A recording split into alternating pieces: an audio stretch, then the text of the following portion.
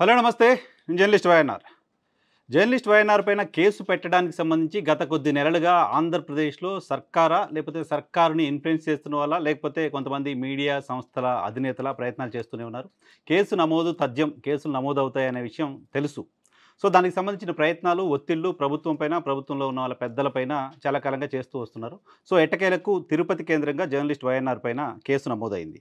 అయితే కేసు నమోదు చేసే తాపత్రయంలోనూ ఆ క్రమంలోనూ ఈ కేసు చూసిన తర్వాత టీటీడీ ప్రాపర్‌గా కేసు నమోదు చేసిందా? ఎందుకు ఈ కంప్లెయింట్ చేసింది అనేది ఎవరైనా మాట్లాడుకునేలా ఉంది. ఏంటి కేసుకు సంబంధించిన పూర్వాపరాలను ఒకసారి మీ దృష్టికి తీసుకొచ్చే ప్రయత్నం చేస్తున్నాను. ఈ కేసు గతంలో సంక్రాంతి ఆ సందర్భంలో చాగంటి కోటేశ్వరరావు గారు తిరుమలకెళ్లారు. ఆయన 3 రోజుల తిరుమల ప్రోగ్రామ్‌కి సంబంధించిన ప్రొసీడింగ్స్ ఉన్నాయి. డిసెంబర్‌లోనే దానికి సంబంధించిన ప్రొసీడింగ్స్ వచ్చాయి. ఆ 3 రోజుల పాటు ఆయన ఎక్కడికెళ్ళాలి, ఏ ఏ కార్యక్రమాల్లో పార్టిసిపేట్ చేయాలి అనే దానికి సంబంధించిన ప్రొసీడింగ్స్‌ని కూడా టీటీడీ రిలీజ్ చేసింది. అయితే నేను ఈ వీడియో 17th జాన్యువరి నేను ఈ వీడియో చేశాను. చాగంటికి అవమానం జరిగిందా అని ఆశ్చర్యార్థకం పెడుతూ ఒక వీడియో నేను రిలీజ్ చేశాను.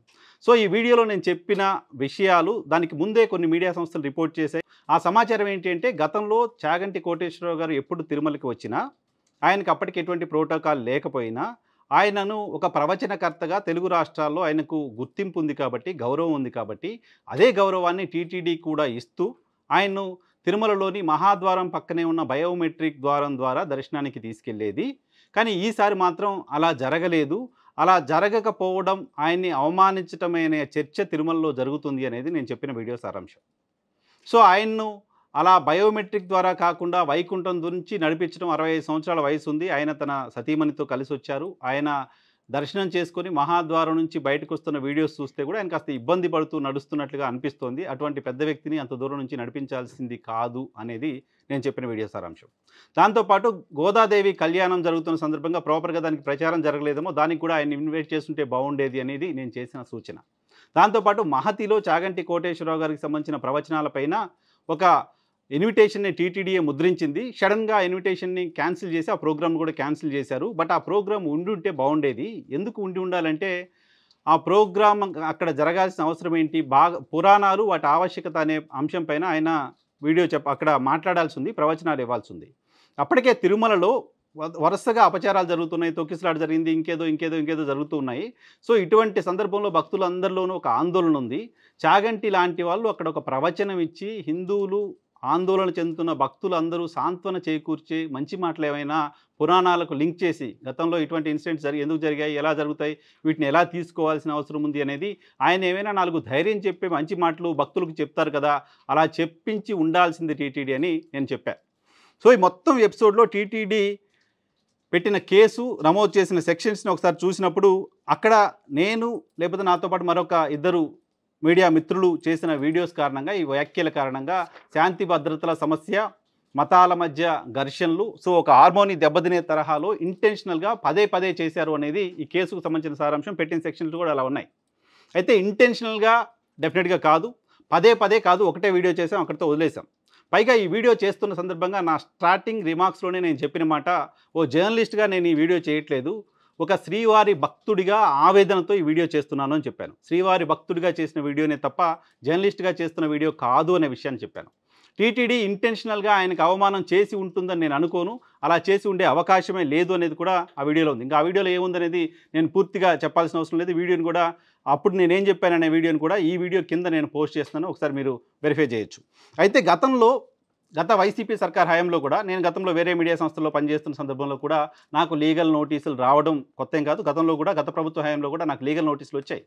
గతంలో కూడా ప్రభుత్వాలను ప్రశ్నించిన సందర్భంలో లీగల్ నోటీసులను తీసుకున్నాను నేను. సో గతంలో ప్రభుత్వాలు అలా లీగల్ నోటీసులు ఇచ్చినప్పుడు గత ప్రభుత్వం వేధిస్తోంది, గత ప్రభుత్వం ప్రశ్నించే గొంతులపైన కేసులు పెడుతోంది అంటూ మాట్లాడుతూ వచ్చాం. చాలామంది మాట్లాడుతూ వచ్చారు. సో ఇప్పుడు ఈ ప్రభుత్వం కూడా అదే తరహాలో వ్యవహరించాలని అనుకోవడం ఆశ్చర్యం కలిగిస్తోంది. గతంలో జర్నలిస్టుల హక్కులు, జర్నలిస్టుల గొంతులు నొక్కేస్తారా, మీడియా సంస్థలు నొక్కేస్తారా అని పదే మాట్లాడుతూ వచ్చి, ఇప్పుడు టీటీడీ ప్రతిష్టకు భంగం కలిగించేలా ఎటువంటి వ్యాఖ్య చేయని మాలాంటి వాళ్ళపైన కక్షపూరితంగా కేసులు పెట్టడాన్ని ఏ రకంగా సమర్థించుకుంటుందో ప్రభుత్వమే సమాధానం చెప్పాలి. టీటీడీ ప్రతిష్టకు భంగం కలగడమో, లేకపోతే టీటీడీ తీసుకున్న నిర్ణయాల కారణంగా ఇంకేదో హార్మోని దెబ్బతిని ఘర్షణలు అయ్యి పానిక్ అయిపోయి టీటీడీకి వ్యతిరేకంగా అందరూ వచ్చేదో ధర్నాలు చేసే పరిస్థితికో కారణమయ్యే వీడియో మనం చేయలే డెఫినెట్గా. దాంతోపాటు ఇక్కడ ఒక 2 ఇష్యూస్ నేను మెన్షన్ చేయదలుచుకున్నాను. ఆ 2 ఇష్యూస్ ఏంటంటే, ఈ నా వీడియో తర్వాత ఎటువంటి హార్మనీ దెబ్బతినే పరిస్థితి లేదు. నా ఈ వీడియో సూచన తప్ప అలిగేషన్ డెఫినెట్‌గా కాదు. ఒకసారి ఆ వీడియో విన్న వాళ్ళకి ఎవరికైనా అర్థమవుతుంది. ఈ వీడియోలో నేను ఎందుకు ఈ వీడియో చేస్తున్నాను, కేసు గురించి ఎందుకు వీడియో చేస్తున్నానంటే, దాదాపు 2 లక్షల మందికి పైగా నన్ను పర్సనల్‌గా ఫాలో అవుతూ వస్తున్నారు. వాళ్ళ ప్రతి రోజువారీ జీవితంలో గంటో 2 గంటలో వైఎన్ఆర్ వీడియోస్ చూడడం కోసం కేటాయిస్తున్నారు. వాళ్ళంత సమయాన్ని నాకిచ్చి, అంత రెస్పెక్ట్‌ని నా పైన పెట్టినప్పుడు, నేను తప్పుడు ప్రచారం, తప్పుడు వార్తలు చెప్పట్లేదు అని వాళ్ళకి చెప్పటం నా బాధ్యత కాబట్టి, నా సబ్స్క్రైబర్స్‌కి ఈ సమాచారాన్ని చేరవేయడం కోసం నేను చెప్తున్నా.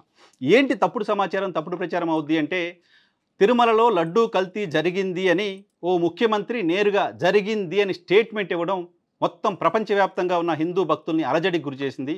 అది తప్పుడు క్యాంపెయిన్గా నాకు అనిపిస్తోంది. బహుశా టీటీడీ కనిపిస్తుందో లేదో తెలియదు. ఓ ముఖ్యమంత్రి ఆన్ రికార్డ్ తిరుమలలో లడ్డూ కల్తీ జరిగింది, జంతువుల అవశేషాలతో లడ్డూని కల్తీ చేశారని ఆన్ రికార్డ్ మాట్లాడారు. ఇది టీటీడీ ప్రతిష్టని దిగజార్చేది కాదా? ఇది భక్తుల మనోభావాలు దెబ్బతీసేది కాదా? చాగంటికి అవమానం జరిగింది లాంటి చర్చ జరుగుతోంది, చూసుకోండి, ఇలా జరగకుండా చేయండి అంటే వైఎన్ఆర్ చెప్పింది టీటీడీ ప్రతిష్టను మసకబారేలా చేస్తుందా?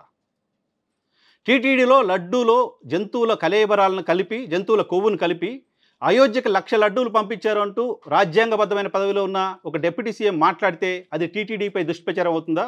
చాగంటి లాంటి వాళ్ళని గౌరవంగా చూడండి అంటూ సూచన వైఎన్ఆర్ చేస్తే టీటీడీపై దుష్ప్రచారం అవుతుందా? తిరుమలలో నెయ్యిలో కల్తీ జరిగింది అంటూ ఆన్ రికార్డ్ టీటీడీ భవన్లో కూర్చొని టీటీడీ ఈఓ ఓ ప్రెస్ కాన్ఫరెన్స్ పెట్టి కల్తీ జరిగింది అని చెప్తే టీటీడీ మనోభావాలను దెబ్బతీయటమో, టీటీడీపై దుష్ప్రచారమో అవుతుందా? లేకపోతే వైఎన్ఆర్ అక్కడ ప్రొసీడింగ్స్ ఇచ్చి ఒక పెద్ద మనిషిని సరిగా గౌరవించలేదంట, చూసుకోండి అని చెప్పడం టీటీడీపై దుష్ప్రచారం అవుతుందా? ఒక్కసారి ఆలోచన చేయండి. లడ్డూ కల్తీ జరిగిందా లేదనేది ఇప్పటివరకు తేల్లా. ఈ క్షణానికి, నేను ఈ వీడియో చేస్తున్న క్షణానికి లడ్డూ కల్తీ జరిగిందా లేదనేది తేల్లా. సుప్రీంకోర్టు ఆధ్వర్యంలో ఒక సిట్ ఏర్పాటు చేశారు. సిబిఐ, సిట్ అధికారులు విచారణ చేస్తున్నారు. ఆ విచారణ తరువాత లడ్డూ కల్తీ జరిగిందా లేదా తేలుతుంది. బట్ ఇది ఏదీ జరగకముందే, ఎటువంటి విచారణ జరగకముందే, ఎటువంటి రిపోర్ట్ బయటికి రాకముందే నేరుగా ప్రభుత్వ పెద్దలు, ప్రభుత్వంలో కీలకమైన బాధ్యతలు ఉన్నవాళ్ళు, టీటీడీ నిర్వహణలో ఉన్నవాళ్ళు కల్తీ జరిగింది అని చెప్పడం దుష్ప్రచారం కాదా? ఎటువంటి మెసేజ్ ఇవ్వదలుచుకున్నారు? ఏం చెప్పదలుచుకుంటున్నారు?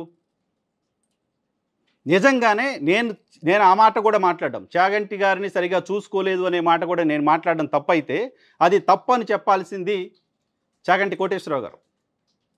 నేను చెప్పింది నిజమేనని టీటీడీఏ చెప్తోంది. ఆయన్ని రెగ్యులర్గా తీసిపోయే బయోమెట్రిక్ ద్వారా కాకుండా వైకుంఠం ద్వారా తీసుకెళ్ళాము అని టీటీడీఏ చెప్తోంది. దానికి కారణం టీటీడీ చెప్తోంది, చాగంటి గారే నేను అటు నుంచి వెళ్తానన్నారు కాబట్టి తీసుకెళ్ళాము అని చెప్తుంది.